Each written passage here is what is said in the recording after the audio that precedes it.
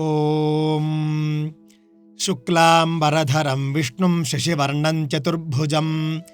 प्रसन्नवदनं ध्यायेत् सर्वविघ्नोपशान्तये। व्यासं वसिष्ठनप्तारं शक्तेः पौत्रमकल्मषं पराशरात्मजं वन्दे शुकतातन्तपोनिधिं। व्यासाय विष्णुरूपाय व्यासरूपाय विष्णवे नमो वै ब्रह्मनिधये वासिष्ठाय नमो नमः। अविकाराय शुद्धाय नित्याय परमात्मने सदैकरूपरूपाय विष्णवे सर्वजिष्णवे यस्य स्मरणमात्रेण जन्म संसारबन्धनात् विमुच्यते नमस्तस्मै विष्णवे प्रभविष्णवे। ॐ नमो विष्णवे प्रभविष्णवे। श्रीवैशम्पायन उवाच श्रुत्वा धर्मानशेषेण पावनानि च सर्वशः युधिष्ठिरश्चान्तनवं पुनरेवाभ्यभाषत। युधिष्ठिर उवाच किमेकं दैवतं लोके किं वाप्येकं परायणं स्तुवन्तः कङ्कमर्चन्तः प्राप्नुयुर्मानवाः शुभम्। को धर्मः सर्वधर्माणां भवतः परमो मतः किञ्जपन्मुच्यते जन्तुर्जन्म संसारबन्धनात्। श्रीभीष्म उवाच जगत्प्रभुं देवदेवमनन्तं पुरुषोत्तमं स्तुवन्नाम सहस्रेण पुरुषः सततोत्थितः तमेव चार्चयन्नित्यं भक्त्या पुरुषमव्ययम् ध्यायन् स्तुवन्नमस्यंश्च यजमानस्तमेव च। अनादिनिधनं विष्णुं सर्वलोकमहेश्वरं लोकाध्यक्षं स्तुवन्नित्यं सर्वदुःखातिगो भवेत्। ब्रह्मण्यं सर्वधर्मज्ञं लोकानां कीर्तिवर्धनं लोकनाथं महद्भूतं सर्वभूतभवोद्भवम् एष मे सर्वधर्माणां धर्मोऽधिकतमो मतः यद्भक्त्या पुण्डरीकाक्षं स्तवैरर्चेन्नरः सदा। परमं यो महत्तेजः परमं यो महत्तपः परमं यो महद्ब्रह्म परमं यः परायणं पवित्राणां पवित्रं यो मङ्गलानां च मङ्गलं दैवतं देवतानां च भूतानां यो व्ययः पिता यतः सर्वाणि भूतानि भवन्त्यादियुगागमे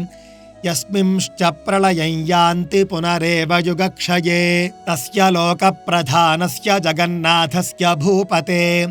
विष्णोर्नाम सहस्रं मे शृणु पापभयापहं। यानि नामानि गौणानि विख्यातानि महात्मनः ऋषिभिः परिगीतानि तानि वक्ष्यामि भूतये। ऋषिर्नाम्नां सहस्रस्य वेदव्यासो महामुनिः छन्दोऽनुष्टुप् तथा देवो भगवान् देवकीसुतः अमृतांशोद्भवो बीजं शक्तिर्देवकीनन्दनः त्रिसामाहृदयन्तस्य शान्त्यर्थे विनियुज्यते। विष्णुं जिष्णुं महाविष्णुं प्रभविष्णुं महेश्वरम् अनेकरूपदैत्यान् तन्नमामि पुरुषोत्तमम्। अस्य श्रीविष्णोर्दिव्यसहस्रनामस्तोत्रमहामन्त्रस्य श्रीवेदव्यासो भगवान् ऋषिः अनुष्टुप्-छन्दः। श्रीमहाविष्णुः परमात्मा श्रीमन्नारायणो देवता अमृतांशोद्भवो भानुरिति बीजं देवकीनन्दनस्रष्टेति शक्तिः उद्भवः क्षोभणो देव इति परमो मन्त्रः शङ्खभृन्नन्दकी चक्रेति कीलकम् शार्ङ्गधन्वा गदाधर इत्यस्त्रम् रथाङ्गपाणिरक्षोभ्य इति नेत्रम् त्रिसामासामगः सामेति कवचम् आनन्दं परब्रह्मेति योनिः ऋतुः सुदर्शनः काल इति दिग्बन्धः श्रीविश्वरूप इति ध्यानम् श्रीमहाविष्णुप्रीत्यर्थे पारायणे विनियोगः। ध्यानम् क्षीरोदन्वत्प्रदेशे शुचिमणिविलसत्सैकते मौक्तिकानां मालाक्लुप्तासनस्थस्फटिकमणिनिभैर्मौक्तिकैर्मण्डिताङ्गः शुभ्रैरभ्रैरदभ्रैरुपरि विरचितैर्मुक्तपीयूषवर्षैः आनन्दीनः पुनीयादरिनलिनगदा शङ्खपाणिर्मुकुन्दः भूः पादौ यश्च नाभिर्वियदसुरनिलश्चन्द्रसूर्यौ च नेत्रे कर्णावाशाः शिरोद्यौर्मुखमपि दहनो यस्य वास्तेयमब्धिः अन्तस्थं यस्य विश्वं सुरनरखगो भोगि गन्धर्वदैत्यैः चित्रं रम्यते तन्त्रिभुवनवपुषं विष्णुमीशं नमामि शान्ताकारं भुजगशयनं पद्मनाभं सुरेशं विश्वाकारं गगनसदृशं मेघवर्णं शुभांगं लक्ष्मीकान्तं कमलनयनं योगिहृद्ध्यानगम्यं वन्दे विष्णुं भवभयहरं सर्वलोकैकनाथं मेघश्यामं पीतकौशेयवासं श्रीवत्साङ्कं कौस्तुभोद्भासिताङ्गं पुण्योपेतं पुण्डरीकायताक्षं विष्णुं वन्दे सर्वलोकैकनाथं सशङ्खचक्रं सकिरीटकुण्डलं सपीतवस्त्रं सरसीरुहेक्षणं सहारवक्षस्थलशोभिकौस्तुभं नमामि विष्णुं शिरसा चतुर्भुजं छायायां पारिजातस्य हेमसिंहासनोपरि आसीनमम्बुदश्याममायताक्षमलङ्कृतं चन्द्राननं चतुर्बाहुं श्रीवत्साङ्कितवक्षसं रुक्मिणी सत्यभामाभ्यां सहितं कृष्णमाश्रये। हरिः ॐ। विश्वं विष्णुर्वषट्कारो भूतभव्यभवत्प्रभुः भूतकृद्भूतभृद्भावो भूतात्मा भूतभावनः पूतात्मा परमात्मा च मुक्तानां परमागतिः अव्ययः पुरुषः साक्षी क्षेत्रज्ञोऽक्षर एव च योगो योगविदान्नेता प्रधानपुरुषेश्वरः नारसिंहवपुः श्रीमान् केशवः पुरुषोत्तमः सर्वशिवस्थाणुर्भूतादिर्निधिरव्ययः सम्भवो भावनो भर्ता प्रभवः प्रभुरीश्वरः स्वयंभूः शम्भुरादित्यः पुष्कराक्षो महास्वनः अनादिनिधनो धाता विधाता धातुरुत्तमः अप्रमेयो हृषीकेशः पद्मनाभोऽमरप्रभुः विश्वकर्मा मनुस्त्वष्टा स्थविष्ठस्थविरो ध्रुवः अग्राह्यः शाश्वतः कृष्णो लोहिताक्षः प्रतर्दनः प्रभूतस्त्रिककुब्धामपवित्रं मङ्गलं परम् ईशानः प्राणदः प्राणो ज्येष्ठः श्रेष्ठः प्रजापतिः हिरण्यगर्भो भूगर्भो माधवो मधुसूदनः ईश्वरो विक्रमी धन्वी मेधावी विक्रमः क्रमः अनुत्तमो दुराधर्षः कृतज्ञः कृतिरात्मवान् सुरेशः शरणं शर्म विश्वरेताः प्रजाभवः अहः संवत्सरो व्याळः प्रत्ययः सर्वदर्शनः अजः सर्वेश्वरः सिद्धः सिद्धिः सर्वादिरच्युतः वृषा कपिरमेयात्मा सर्वयोगविनिस्तृतः वसुर्वसुमनाः सत्यः समात्मा संमितः समः अमोघः पुण्डरीकाक्षो वृषकर्मा वृषाकृतिः रुद्रो बहुशिरा बभ्रुर्विश्वयोनिः अमृतः शाश्वतस्थाणुर्वरारोहो महातपाः सर्वगः सर्वविद्भानुर्विश्वक्सेनो जनार्दनः वेदो वेदविदव्यङ्गो वेदाङ्गो वेदवित्कविः लोकाध्यक्षः सुराध्यक्षो धर्माध्यक्षः कृताकृतः चतुरात्मा चतुर्व्यूहश्चतुर्दंष्ट्रश्चतुर्भुजः भ्राजिष्णुर्भोजनं भोक्ता सहिष्णुर्जगदादिजः अनघो विजयो जेता विश्वयोनिः पुनर्वसुः उपेन्द्रो वामनः प्रांशुरमोघः शुचिरूर्जितः अतीन्द्रः सङ्ग्रहः सर्गो धृतात्मा नियमो यमः वेद्यो वैद्यः सदा योगी वीरः माधवो मधुः अतीन्द्रियो महामायो महोत्साहो महाबलः महाबुद्धिर्महावीर्यो महाशक्तिर्महाद्युतिः अनिर्देश्य वपुः श्रीमानमेयात्मा महाद्रिधृत् महेश्वासो महीभर्ता श्रीनिवासः सताङ्गतिः अनिरुद्धः सुरानन्दो गोविन्दो गोविदाम्पतिः मरीचिर्दमनोऽहंसः सुपर्णो भुजगोत्तमः हिरण्यनाभः सुतपाः पद्मनाभः प्रजापतिः अमृत्युः सर्वदृक्सिंहः सन्धाता सन्धिमान् स्थिरः अजो दुर्मर्षणः शास्ता विश्रुतात्मा सुरारिः गुरुर्गुरुतमो धाम सत्यः सत्यपराक्रमः निमिषो निमिषस्रग्वी वाचस्पतिरुदारधीः अग्रणीर्ग्रामणी श्रीमान् न्यायो नेता समीरणः सहस्रमूर्धा विश्वात्मा सहस्राक्षः सहस्रपात् आवर्तनो निवृत्तात्मा संवृतः सम्प्रमर्दनः अहः संवर्तको वह्निरनिलो धरणीधरः सुप्रसादः प्रसन्नात्मा विश्वसृड्विश्वभुग्विभुः सत्कर्ता सत्कृतः साधुर्जह्नुर्नारायणो नरः असंख्येयो प्रमेयात्मा विशिष्टः शिष्टकृच्छुचिः सिद्धार्थः सिद्धसङ्कल्पः सिद्धिदः सिद्धिसाधनः वृषा हि वृषभो विष्णुर्वृषपर्वा वृषोदरः वर्धनो वर्धमानश्च विविक्तः श्रुतिसागरः सुभुजो दुर्धरो वाग्मी महेन्द्रो वसुदो वसुः नैकरूपो बृहद्रूपः शिपिविष्टः प्रकाशनः ओजस्तेजोद्युतिधरः प्रकाशात्मा प्रतापनः रुद्धस्पष्टाक्षरो मन्त्रश्चन्द्रांशुर्भास्करद्युतिः अमृतांशोद्भवो भानुः शशबिन्दुः सुरेश्वरः औषधं जगतः सेतुः सत्यधर्मपराक्रमः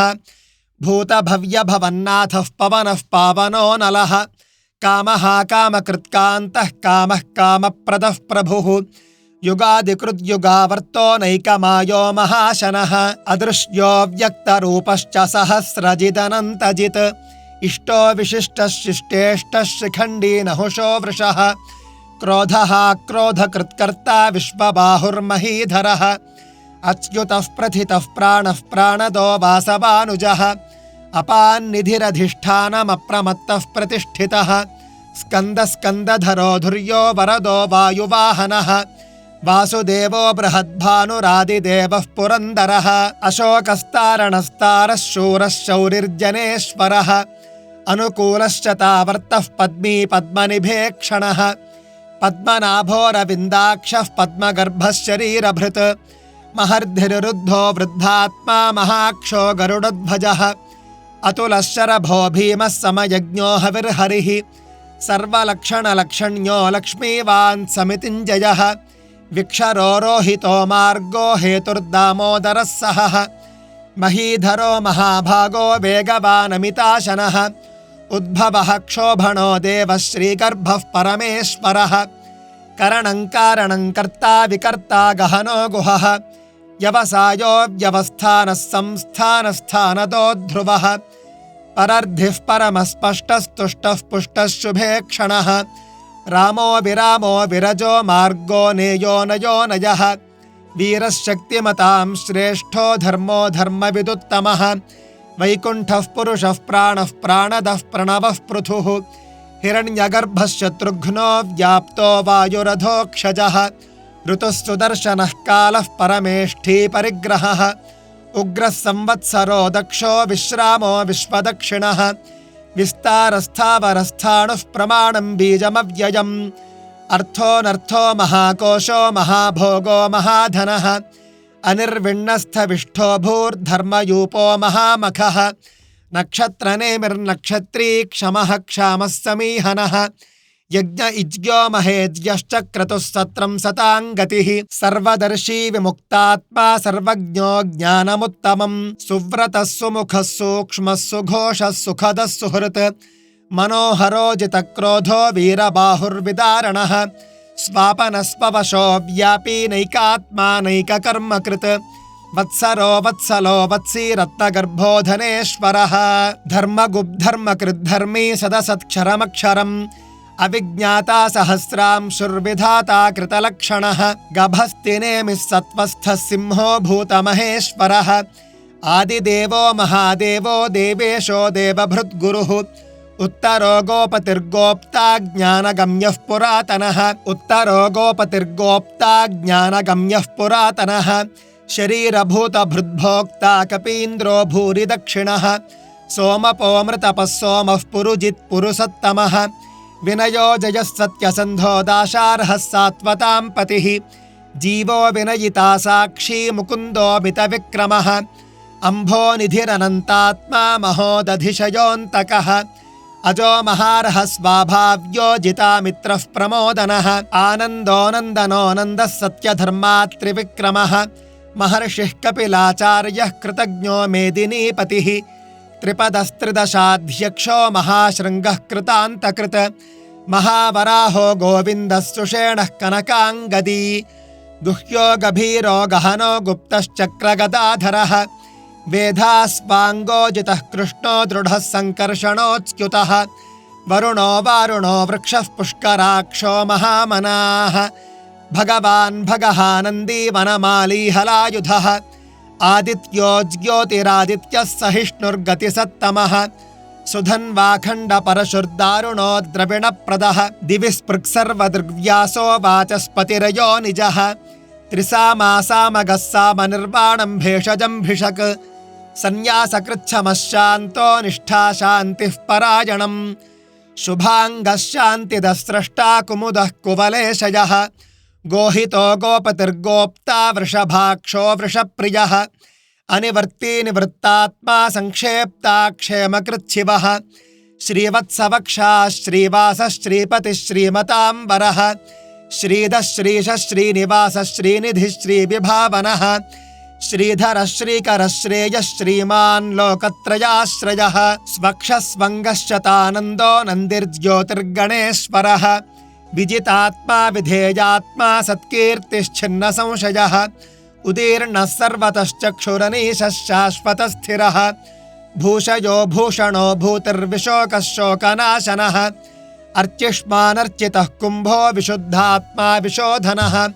अनिरुद्धो प्रतिरथः प्रद्युम्नो मितविक्रमः कालनेमिनिहावीरः शौरिः शूरजनेश्वरः त्रिलोकात्मा त्रिलोकेशः केशवः केशिहा हरिः कामदेवः कामपालः कामी कान्तः कृतागमः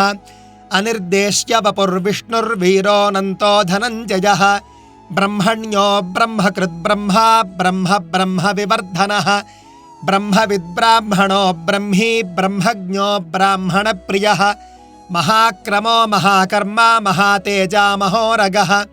महाक्रतुर्महायज्वा महायज्ञो महाहविः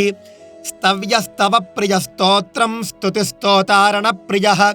पूर्णः पूरयिता पुण्यः पुण्यकीर्तिरनामयः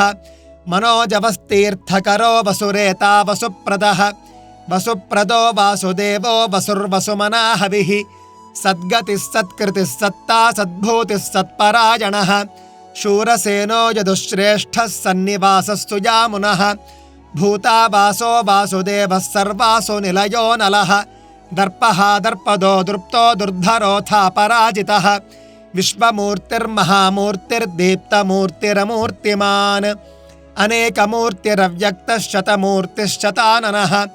एको नैकः सवः कः किं यत्तत्पदमनुत्तमम् लोकबन्धुर्लोकनाथो माधवो भक्तवत्सलः सुवर्णवर्णो हेमाङ्गो वराङ्गश्चन्दनाङ्गदी वीरः विषमः शून्यो घृताशीरचलश्चलः अमानीमानदो मान्यो लोकस्वामी त्रिलोकधृत् सुमेधा मेधजो धन्यः सत्यमेधाधराधरः तेजो वृषोद्युतिधरः सर्वशस्त्रभृताम्बरः प्रग्रहो निग्रहो व्यग्रो नैकशृङ्गो गदाग्रजः चतुर्मूर्तिश्चतुर्बाहुश्चतुर्व्यूहश्चतुर्गतिः चतुरात्मा चतुर्भावश्चतुर्वेदविदेकपात् समावर्तो निवृत्तात्मा दुर्जयो दुरतिक्रमः दुर्लभो दुर्गमो दुर्गो दुरावासो दुरारिः शुभाङ्गो लोकसारङ्गस्तुतन्तुस्तन्तुवर्धनः इन्द्रकर्मा महाकर्मा कृतकर्मा कृतागमः उद्भवः सुन्दरः सुन्दो रत्ननाभः सुलोचनः अर्को वाजसनः शृङ्गी जयन्तः सर्वविजयी सुवर्णबिन्दुरक्षोभ्यः सर्ववागीश्वरेश्वरः महाह्रदो महागर्तो महाभूतो महानिधिः कुमुदः कुन्दरः कुन्दः पर्जन्यः पावनो निलः अमृताशोऽमृतवपुः सर्वज्ञः सर्वतोमुखः सुलभः सुव्रतः सिद्धः शत्रुजिच्छत्रुतापनः न्यग्रोधोदुम्बरोऽश्वत्थश्चाणूरान्ध्रनिषूदनः सहस्रार्चिः सप्तजिह्वः सप्तैधाः सप्तवाहनः अमूर्तिरनघोचिन्त्यो भयकृद्भयनाशनः अणुर्बृहत्कृशस्थूलो गुणभृन्निर्गुणो महान् अधृतस्वधृतस्वास्थ्यः प्राग्वंशो वंशवर्धनः भारभृत्कथितो योगी योगीशः सर्वकामदः आश्रमश्रमणः क्षामः सुपर्णो वायुवाहनः धनुर्धरो धनुर्वेदो दण्डो दमयिता दमः अपराजितः सर्वसहो नियन्ता नियमो यमः सत्त्ववान् सात्विकः सत्यः सत्यधर्मपरायणः अभिप्रायः प्रियार्होर्हः प्रियकृत्प्रीतिवर्धनः विहाय सगतिर्ज्योतिः सुरुचिर्हुतभुग्विभुः रविर्विरोचनः सूर्यः सविता रविलोचनः अनन्तो हुतभुग्भोक्ता सुखदो नैकदोऽग्रजः अनिर्विण्णः सदामर्षि लोकाधिष्ठानमद्भुतः सनात्सनातनतमः कपिलः कपिरव्ययः स्वस्तिदस्वस्ति कृत्स्वस्ति स्वस्ति भुक्स्वस्ति दक्षिणः अरौद्रः कुण्डली चक्री विक्रम्यूर्जितशासनः शब्दातिगः शब्दसः शिशिरः शर्वरीकरः अक्रूरः पेशलो दक्षो दक्षिणः क्षमिणाम्बरः विद्वत्तमो वीतभयः पुण्यश्रवणकीर्तनः उत्तारणो दुष्कृतिः पुण्यो दुःस्वप्ननाशनः वीरः रक्षणः सन्तो जीवनं पर्यवस्थितः अनन्तरूपोऽनन्तश्रीर्जितमन्युर्भयापहः चतुरश्रो गभीरात्मा विदिशो व्यादिशो दिशः अनादिर्भूर्भुवो लक्ष्मीः सुवीरो रुचिराङ्गदः जननो जनजन्मादिर्भीमो भीमपराक्रमः आधारनिलयो धाता पुष्पहासः प्रजागरः ऊर्ध्वगः सत्पथाचारः प्राणदः प्रणवः पणः प्रमाणं प्राणनिलयः प्राणभृत् प्राणजीवनः तत्त्वं तत्त्वविदेकात्मा जन्म मृत्युजरातिगः भूर्भुवस्वस्तरुस्तारः सविता प्रपितामहः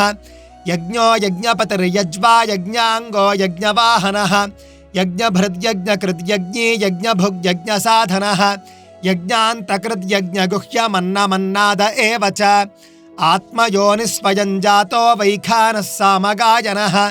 देवकीनन्दनः स्रष्टा क्षितीशः पापनाशनः शङ्खभृन्नन्दकी चक्री शार्ङ्गधन्वा गदाधरः रथाङ्गपाणिरक्षोभ्यः सर्वप्रहरणायुधः श्रीसर्वप्रहरणायुध ॐ नम इति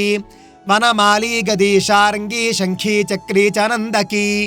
श्रीमान्नारायणो विष्णुर्वासुदेवोऽभिरक्षतु वनमाली गदी शार्ङ्गी शङ्खी चक्री च नन्दकी श्रीमान्नारायणो विष्णुर्वासुदेवोऽभिरक्षतु वनमाली गदी शार्ङ्गी शङ्खी चक्री च नन्दकी श्रीमान्नारायणो विष्णुर्वासुदेवोऽभिरक्षतु श्रीवासुदेवोऽभिरक्षत्वो नम इतीदं कीर्तनीयस्य केशवस्य महात्मनः नाम्नां सहस्रं दिव्यानामशेषेण प्रकीर्तितं य इदं शृणुयान्नित्यं यश्चापि परिकीर्तयेत् नाशुभं प्राप्नुयात् किञ्चित् सोमुत्रेह च मानवः वेदान्तको ब्राह्मणः स्यात् क्षत्रियो विजयी भवेत् वैश्यो धनसमृद्धः स्यात् शूद्रः सुखमवाप्नुयात् धर्मार्थी प्राप्नुयात् धर्ममर्थार्थी चार्थमाप्नुयात् कामानवाप्नुयात् कामी प्रजार्थी चाप्नुयात् प्रजाम् भक्तिमान्यः सदोत्थाय शुचिस्तद्गतमानसः सहस्रं वासुदेवस्य नाम्नामेतत् प्रकीर्तयेत् यशः प्राप्नोति विपुलं याति प्राधान्यमेव च अचलां श्रियमाप्नोति श्रेयः प्राप्नोत्यनुत्तमम् न भयं क्वचिदाप्नोति वीर्यं तेजश्च विन्दति भवत्यरोगोद्युतिमान् बलरूपगुणान्वितः रोगार्तो मुच्यते रोगात् बद्धो मुच्येत बन्धनात् भयान्मुच्येत भीतस्तु मुच्येतापन्न आपदः दुर्गाण्यतितरत्याशु पुरुषः पुरुषोत्तमं स्तुवन्नाम सहस्रेण नित्यं भक्तिसमन्वितः वासुदेवाश्रयो मर्त्यो वासुदेवपरायणः सर्वपापविशुद्धात्मा याति ब्रह्म सनातनं न वासुदेवभक्तानामशुभं विद्यते क्वचित् जन्म मृत्युजरा व्याधि भयं नैवोपजायते इमं स्तवमधीयानः श्रद्धा भक्तिसमन्वितः युज्येतात्मसुखक्षान्तिः श्रीधृतिस्मृतिकीर्तिभिः न क्रोधो न च मात्सर्यन्न लोभो नाशुभा मतिः भवन्ति कृतपुण्यानां भक्तानां पुरुषोत्तमे द्यौश्च चन्द्रार्कनक्षत्रं खन्दिशो भूर्महो दधिः वासुदेवस्य वीर्येण विधृतानि महात्मनः ससुरासुरगन्धर्वं सयक्षोरगराक्षसं जगद्वशे वर्ततेदं कृष्णस्य सचराचरम् इन्द्रियाणि मनोबुद्धिः सत्त्वं तेजो बलं धृतिः वासुदेवात्मकान्याहुः क्षेत्रं क्षेत्रज्ञ एव च सर्वागमानामाचारः प्रथमं परिकल्पितः आचारप्रभवो धर्मो धर्मस्य प्रभुरच्युतः ऋषयः पितरो देवा महाभूतानि धातवः जङ्गमाजङ्गमं चेदं जगन्नारायणोद्भवम् योगो ज्ञानं तथा सांख्यं विद्याशिल्पादिकर्म च वेदाशास्त्राणि विज्ञानमेतत्सर्वं जनार्दनात् एको विष्णुर्महद्भूतं पृथग्भूतान्यनेकशः त्रीन् लोकान् व्याप्य भूतात्मा भुङ्क्ते विश्वभुगव्ययः इमं स्तवं भगवतो विष्णोर्व्यासेन कीर्तितं पठेद्य इच्छेत् पुरुषः श्रेयः प्राप्तुं सुखानि च विश्वेश्वरमजं देवं जगतः प्रभुमव्ययं भजन्ति ये पुष्कराक्षन्न ते यान्ति पराभवं न ते यान्ति पराभवमोन्नम इति अर्जुन उवाच पद्मपत्रविशालाक्ष पद्मनाभसुरोत्तम भक्तानामनुरक्तानां त्राता भव जनार्दन श्रीभगवानुवाच यो मान्नाम सहस्रेण स्तोतुमिच्छति पाण्डव सोऽहमेकेन श्लोकेन स्तुत एव न संशयः स्तुत एव न संशय ओन्नम इति व्यास उवाच वासनाद्वासुदेवस्य वासितं ते जगत्त्रयं सर्वभूतनिवासोऽसि वासुदेव नमोऽस्तु ते श्रीवासुदेव नमोऽस्तु त ओन्नम इति पार्वत्युवाच केनोपायेन लघुना विष्णोर्नाम सहस्रकम् पठ्यते पंडितैर्नित्यं श्रोतुमिच्छाम्यहं प्रभो ईश्वर उवाच श्रीराम राम रामेति रमे रामे मनोरमे सहस्रनाम तस्तुल्यं राम नाम वरानने श्रीराम राम रामेति रमे रामे मनोरमे सहस्रनाम तस्तुल्यं राम नाम वरानने श्रीराम राम रामेति रमे रामे मनोरमे सहस्रनाम तस्तुल्यं राम नाम वरानने श्रीराम नाम वरानन ओन्नम इति ब्रह्मोवाच नमोऽस्त्वनन्ताय सहस्रमूर्तये सहस्रपादाक्षिशिरोरुबाहवे सहस्रनाम्ने पुरुषाय शाश्वते सहस्रकोटियुगधारिणे नमः श्रीसहस्रकोटियुगधारिण ओन्नम इति संजय उवाच यत्र योगेश्वरः कृष्णो यत्र पार्थो धनुर्धरः तत्र श्रीर्विजयो भूतिर्ध्रुवा नीतिर्मतिर्मम श्रीभगवानुवाच अनन्याश्चिन्तयन्तो मां ये जनाः पर्युपासते तेषां नित्याभियुक्तानां योगक्षेमं वहाम्यहं परित्राणाय साधूनां विनाशाय च दुष्कृतां धर्म संस्थापनार्थाय संभवामि युगे युगे आर्ता विषण्णाश्चिथिलाश्च भीता घोरेषु च व्याधिषु वर्तमानाः संकीर्त्य नारायण शब्दमात्रं विमुक्तदुःखाः सुखिनो भवन्ति कायेन वाचा मनसेन्द्रियैर्वा बुद्ध्यात्मना वा प्रकृते स्वभावात् करोमि यद्यत् सकलं परस्मै नारायणायेति समर्पयामि। हरिः ओम्।